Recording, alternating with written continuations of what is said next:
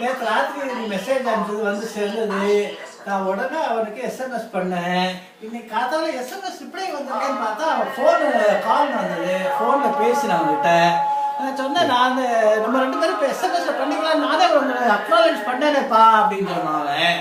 ரைட்டுப்பா, இனிமேல் அப்படி பண்ணலாம். அந்த ஃபோனு எந்த ஃபோன் எந்த நேரத்தில் ஒர்க் ஆகுது எந்த நேரத்தில் ஒர்க் ஆகுதுன்னு சொல்ல முடியாது எனக்கு. உள்ள ரெக்கார்டிங் இருக்குது, உள்ள ரெக்கார்டு போயிடுறது, மெமரி கார்டு போயிடுறது. இப்போ மெமரி கார்டு இருக்கிறதுக்கு போயிட்டு இருக்கேன். நான் ஸ்ரீநகர் ஒரு கடையில் கொடுத்துட்டு வந்திருக்கேன், அதை போய் வாங்கிட்டு வரணும்.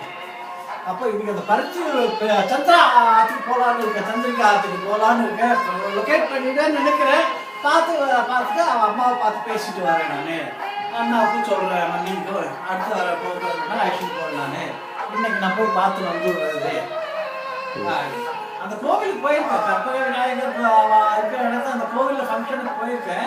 கச்சேரி எல்லாம் இருக்குது, ராஜீவ் கோபாலகிருஷ்ணன்